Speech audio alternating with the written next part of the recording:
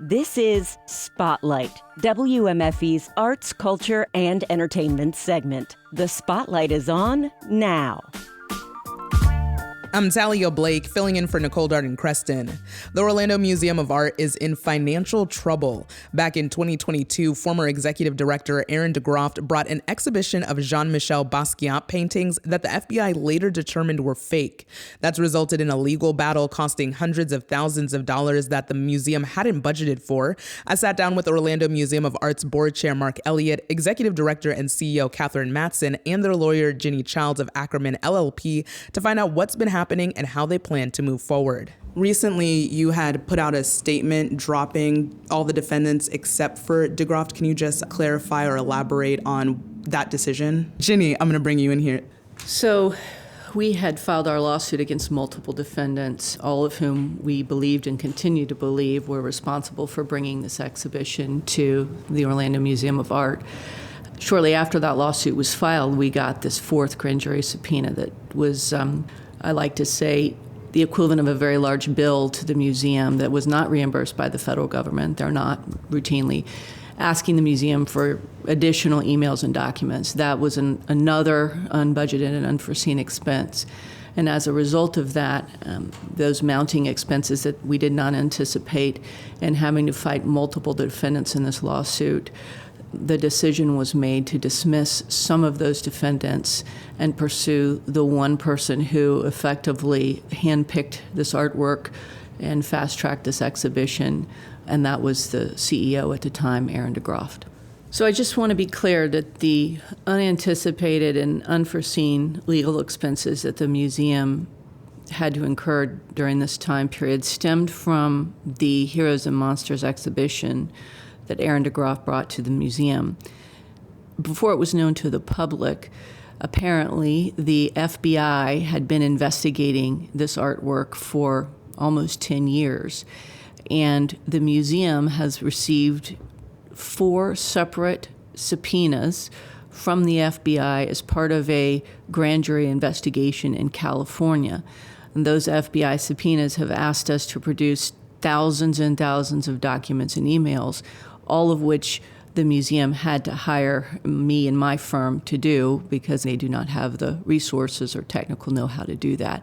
So that legal expense was nothing that the museum instituted. It was brought on by the FBI and the fact that this exhibition was under suspicion, which obviously we did not know. I wouldn't be doing my job if I didn't mention the petition online on change.org right now. There's a petition called Save the Orlando Museum of Art, and it's being spearheaded by Fiorella Escalon. She's calling for new leadership, among other things, and transparency at OMA after the Basquiat scandal. What is your response to her and others who may be losing faith in the museum? And Ginny, I'm going to give this one back to you. So thank you for the question. I personally haven't read the petition or seen it. I've heard that it exists. We can't control what people write or what they say, and certainly they're entitled to their opinions. I will say that a 300-page complaint with exhibits and documentary evidence, in addition to the statement we issued last week, I think more than shows transparency through this process, and we're committed to doing that moving forward as we can legally. Given that a lot of these things happen and you did not budget for it, I'm wondering, now that we're in 2024, how much trouble is the museum in, and is it in any danger of closing? And Catherine, I'm going to put this to you. We made it clear in our lawsuit that the museum had suffered financial damage as a result of this failed exhibition. And I want to put that in perspective. This is a small museum with a small budget, and like many other arts institutions, it does not have a large endowment, it doesn't have a huge reserve, and it putters along basically year after year, pulling down reserves as needed to cover minor shortfalls which are customary. And any not-for-profit would say they do that on a regular basis, it's approved by the board, etc. In this case, we had an unforeseen expense of an additional 25% in 1 year that was not budgeted, and it was more than I think any small organization could absorb quickly and come out the other side whole. We've been dealing with that. Those bills were significant, as Jenny said. They were they were not reimbursed by the FBI. We were on our own, and I think that would be a huge impact for any business, even regardless of the size. I've only been here for 8 months, and in that time, very quickly when I first arrived, I had to do a pretty deep analysis of where we were financially.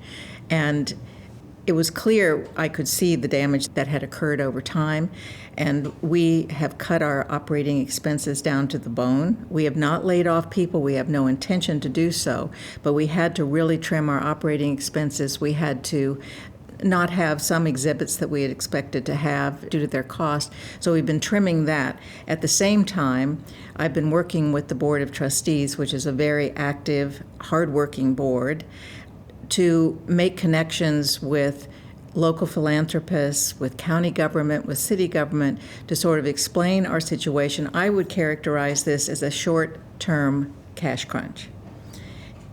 And I think that's very customary in many small businesses, particularly with unintended and unbudgeted expenses. So in that time, we have had many, many conversations in the community, because I do believe that the solution to this cash crunch is a coalition of funders. And we're certainly going to do our part. Our board has stepped up and significantly increased their personal contributions. We have talked to many philanthropists. It's a matter now of putting the pieces together and deciding who can do what when. And my belief, because all of the folks that we've talked to have reiterated many times, we don't want the museum to fail. This is a valued, respected institution over the last 100 years. We've had a rough couple of years, but I don't think that negates the 98 that came before. And we're launching our centennial celebration this Friday at the museum. We'll have the press in for the proclamation, which Commissioner Stewart will do the honors for, and then we have an opening reception that evening from 6 to 8 to preview 5 new exhibitions that we have. You said you've been going through the budget and you're kind of, in a cash crunch, and you're having to not do some exhibits because of, having to be bare bones with the budget right now. Would you mind sharing how much that shortfall is that you're seeing? There have been some numbers that have appeared in the press, and we back those numbers. I think the important piece of information is where those numbers came from and at what period of time. All of those numbers were projections from several months ago. And in the interim, and I think everyone who manages not-for-profits understand, we have kind of a rolling forecast. We make our best estimate at the beginning of the year for what our line items are going to do, but things change, and I think part of strategy is being adaptable. So we're doing updates all the time.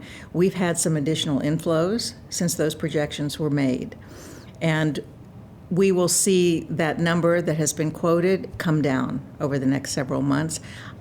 I'm not going to predict an absolute number because this is a process, but I'm saying we are addressing the issues that we have. We're not waiting to be rescued, but we are looking to collaborate with the leaders of this community who value what this museum does.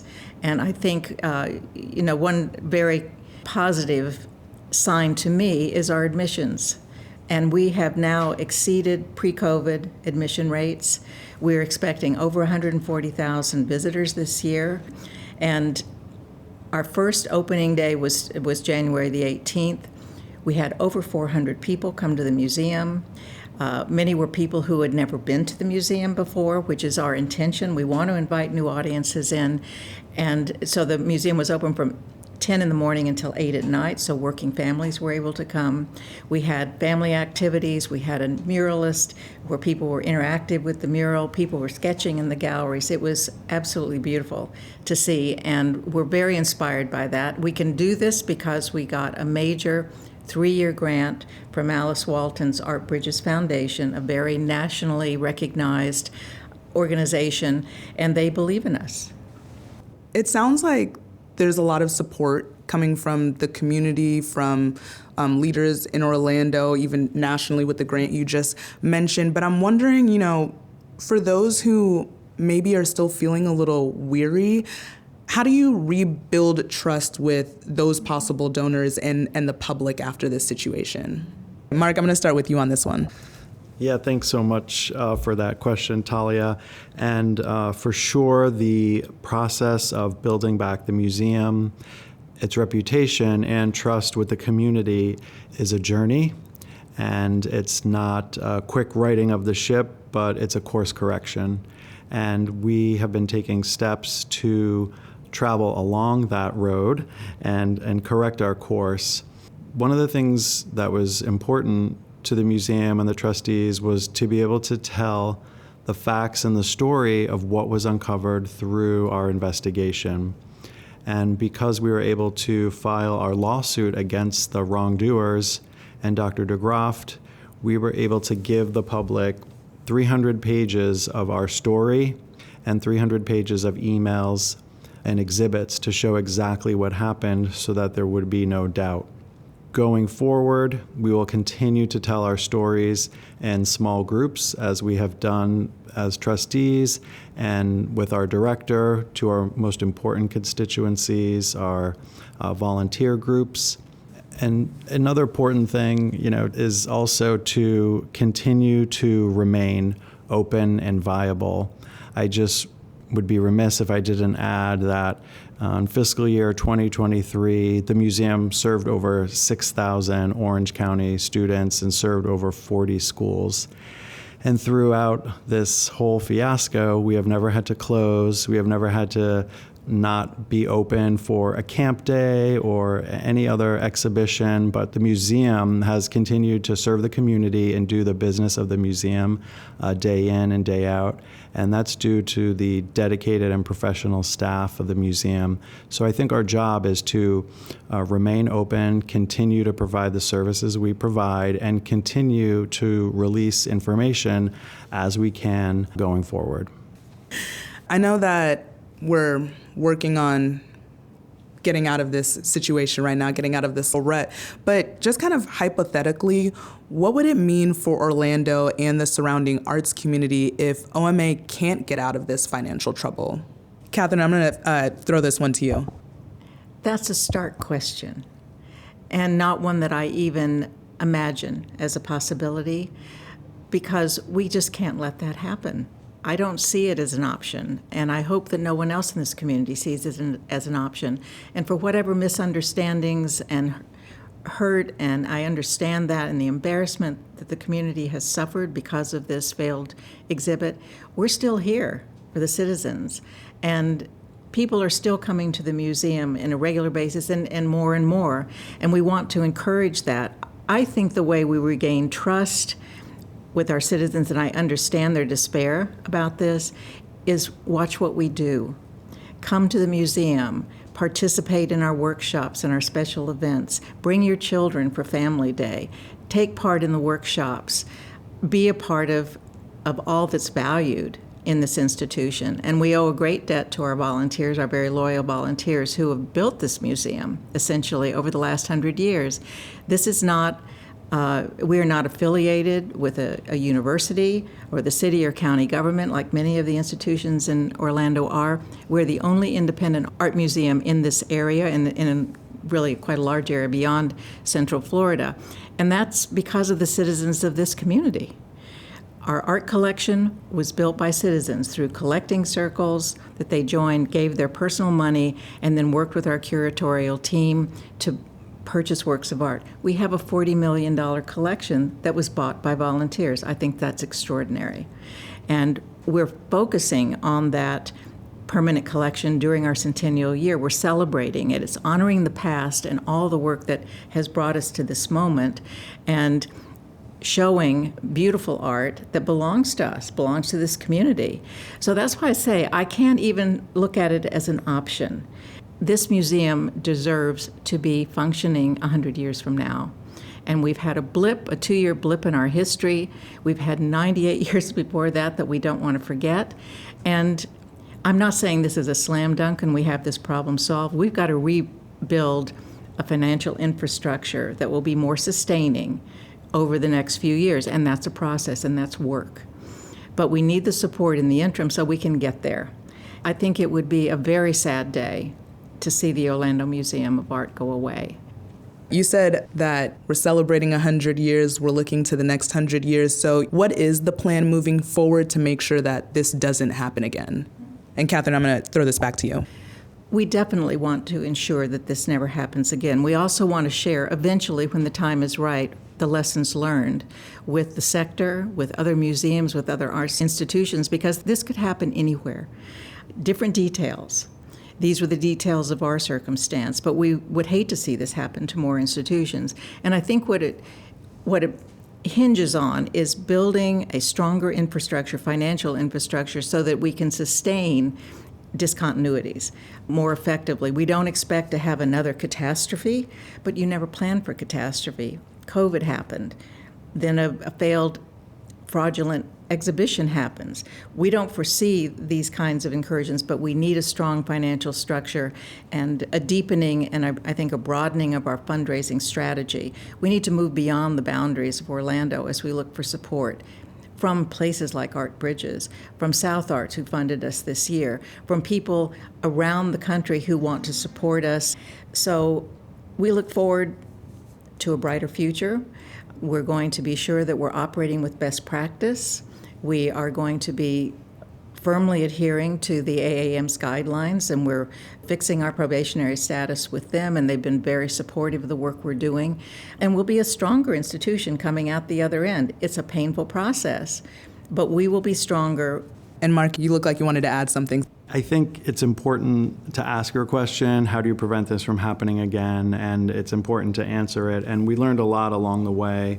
And what we learned is that we need to take action to make some changes in the institution, some foundational changes. And part of what we uncovered and some of the changes we've instituted are not very glamorous or headline worthy, but they count and it's important. So, that includes new bylaws from the end of 2022 that were instituted, enforcing term limits for trustees, and really making sure our board knew what it meant to be a member of a board and what your fiduciary duties are. And so we provide certifications from the Edith Bush Institute in Nonprofit Governance, which is actually related to Crummer College at Rollins. They provide each of our trustees with a certificate in nonprofit governance. That's really an important foundational step so that our trustees know how exactly to be the overseers of a museum. We also provided for our staff a comprehensive, new and updated employee handbook with specific provisions around how to be a whistleblower and how to raise concerns so that the proper people know and that they can take action on those concerns. And one other thing that I'll say is, unfortunately, we were the victims of a long con. And what I can say is that I think we learned through a little bit of pain to be wary of things that may be too perfect or sound too nice. And so through a little bit of pain, I think we've also learned a life lesson as a community and as an institution that we have just got to really make sure that we double check everything. And when things may seem too perfect, that's when we need to dig deep and find out what exactly those things are. In conclusion, I would just like to invite your listeners to come to the museum. The proclamation of our centennial will occur on Friday, the 26th of January. Then we have an opening reception for members who are also bringing guests to see the new exhibitions that we've mounted that are primarily celebrating our permanent collection. And there'll be lots to come all year. There's a calendar of events that they can pick up at the museum or look on our website. But we invite this community to come and celebrate what they've created and supported for the last 100 years. Catherine, Mark, Ginny, thank you so much for taking the time with me today. I really, really appreciate it. Thank you very much. We enjoyed being here. Thanks so much, Talia. Thank you so much. Appreciate it. That was Orlando Museum of Art's board chair Mark Elliott, executive director and CEO Catherine Matson, and their lawyer Ginny Childs of Ackerman LLP. Spotlight is a production of 90.7 WMF E-News. Editorial guidance this week from LaToya Dennis. Support for Spotlight comes from our listeners. I'm Talia Blake, in for Nicole Darden-Creston. Thanks for listening.